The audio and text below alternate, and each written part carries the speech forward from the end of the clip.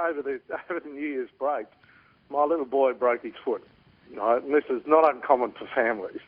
He's 5 years of age. He goes, take him to the hospital, goes and sees the specialist, gets the x-rays, gets the cast.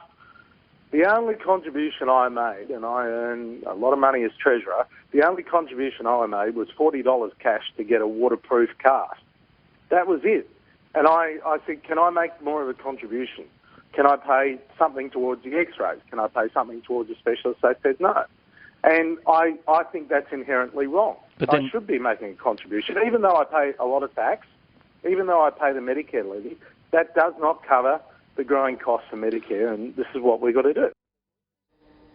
Well, I reckon the system must be a lot better in New South Wales than when I broke my foot. I paid, 75% of the, not 75%, but probably around about 60% of the x-ray costs. I certainly paid a swag for the specialist fees.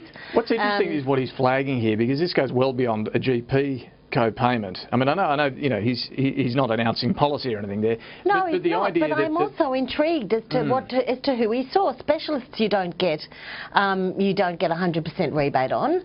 You certainly don't get 100%. What if you're in the hospital though?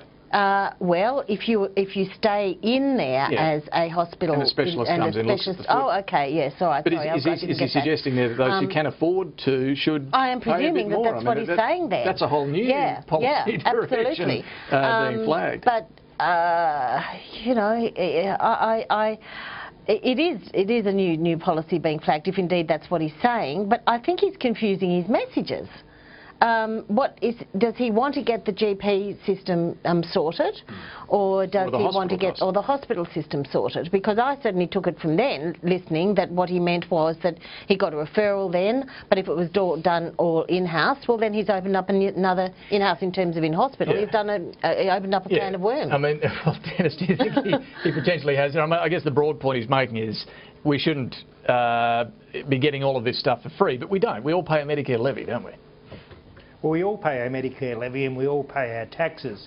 I mean, essentially what the Treasurer was talking about there is, going into accident and emergency. And if he's talking about people having to make some sort of co-payment when they go to accident and emergency, as you say, it's opening up a front that would alarm most people and would overturn the whole basis of the hospital system in Australia, the public hospital system. So I don't think that's what he was doing, but I think it was a sort of a clumsy way to say, look, there are people who can afford to pay and they should be paying, but that's the wrong analogy to use about going into accident and emergency.